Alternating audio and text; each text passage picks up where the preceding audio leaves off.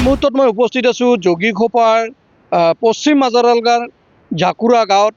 আৰু এই জাকুৰা গাঁৱত আজি দীৰ্ঘদিনৰ পৰা যি গৰাখহনীয়া আৰু গৰাখহনীয়াই যিহেতু ব্ৰহ্মপুত্ৰৰ পানী আৰু বৰষুণৰ ফলত ইতিমধ্যে গৰাখহনীয়াৰ কাল ৰূপ ধাৰণ কৰিছে।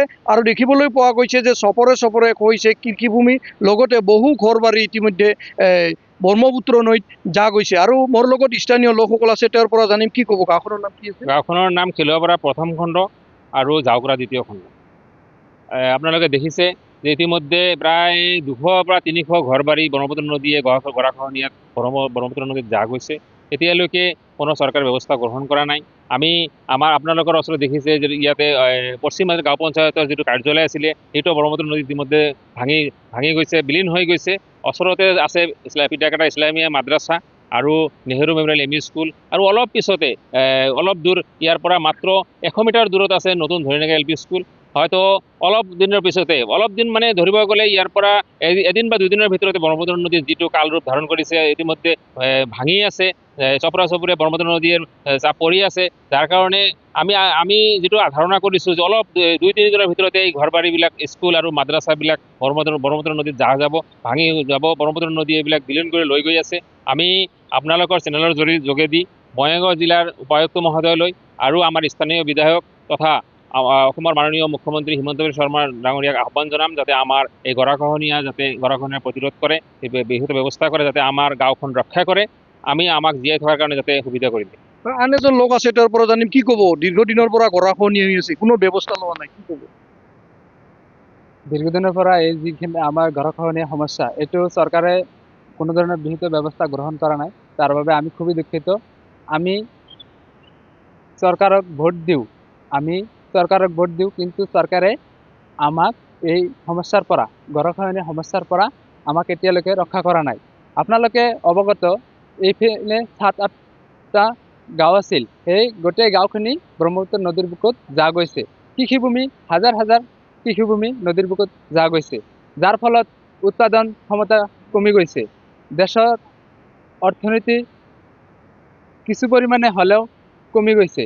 এইবাৰ নহয়, পূৰ্বৰ পৰা গৰাখহনীয়া হৈ আছিল গাঁৱত। হয়, প্ৰায় বিধায়ক বা সাংসদ তেওঁলোকে অৱগত নে এই আপোনালোকৰ যে গাঁৱত? তেওঁলোকে অকল ভোটৰ সময়ত অৱগত হয়, কিন্তু পাছত কোনো ধৰণৰ বিহিত ব্যৱস্থা নকৰে। ভোটৰ সময়ত তেওঁলোকে আমাক নানা ধৰণৰ হাজাৰটা প্ৰতিশ্ৰুতি দিয়ে, কিন্তু ভোটৰ পিছত এটাও ৰক্ষা নকৰে। আমি কি সাধাৰণ নাগৰিক নহয় নেকি? আমি কি চৰকাৰক ভোট নিদিওঁ নেকি? আমাৰ কি জীয়াই থকাৰ অধিকাৰ নাই নেকি? তেওঁলোকে এই গৰাখহনীয়া সমস্যাটো সমাধানৰ বাবে বিহিত ব্যৱস্থা গ্ৰহণ নকৰে কিয়? আমি কি জীয়াই থকাৰ অধিকাৰ নাৰাখোঁ কি? এই আমাৰ যি ওচৰতে এম ই স্কুল আছে, 20 মিটাৰমান ফাকত এম ই স্কুল, এইখন নদীৰ বুকুত এতিয়া যাব। আৰু এখন আছে পিটাকাটা মাদ্ৰাছা, আৰু লগত আছে 20 মিটাৰ ফাকত নতুন ধৰিডাঙ্গা এল পি স্কুল। এই বিদ্যালয়সমূহত যদি নদীৰ বুকুত যায়, তেতিয়া চৰকাৰে কি আনন্দিত হ'ব নেকি?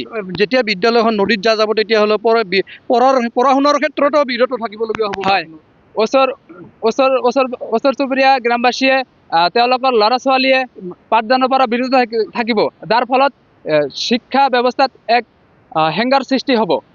আন এজন লোক আছে, তেওঁৰ পৰা জানিম দীৰ্ঘদিনৰ পৰা এই গাঁৱত গৰাখহনীয়া হৈ আছে, কোনোবা ব্যৱস্থা লৈছেনে ৰাজনীতি নেতা বা বিধায়ক বা সাংসদগৰাকী বা প্ৰশাসনৰ লোকে? কোনো সাংসদ, কোনো নেতাই আমাক কোনো সা সুবিধা দিয়া নাই।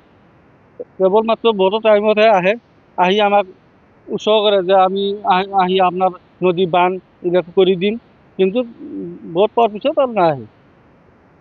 হয়, ধন্যবাদ জনাইছোঁ। আচলতে ক'ব লাগিব যে এই নৈপৰীয়া দুৰ্ভগীয়া লোকসকলৰ যে বাৰিষাৰ হোৱাৰ লগে লগে তেওঁলোকৰ আতংকিত হৈ পৰে, আৰু এক প্ৰকাৰ ক'ব লাগিব যে নিৰ্ধাৰণ হৈ পৰে। কাৰণ তেওঁলোকৰ যি গৰাখহনীয়া আৰু ব্ৰহ্মপুত্ৰৰ গৰাখহনীয়াত ইতিমধ্যে কেইবাটা পৰিয়াল নদীত যা গৈছে, আৰু চপৰে চপৰে কৃষিভূমি ইতিমধ্যে ব্ৰহ্মপুত্ৰত যা গৈছে। কিন্তু কোনো জনপ্ৰতিনিধি এই দুৰ্ভগীয়া নৈপৰীয়া লোকসকলৰ খবৰ ল'বৰ কিন্তু সময় পোৱা নাই। কাৰণ নিৰ্বাচনৰ সময়ত সেই জনপ্ৰতিনিধিসকলে এই দুৰ্গম অঞ্চলত তেওঁলোকে নিৰ্বাচন প্ৰচাৰ কৰিবলৈ আহে আৰু নানান ধৰণৰ প্ৰতিশ্ৰুতি দি যায়। কিন্তু আজি যি বিপদৰ সময়ত এই গাঁওবাসীৰ খবৰ ল'বলগীয়া সময় হোৱা নাই এই বিধায়ক বা সাংসদসকলৰ।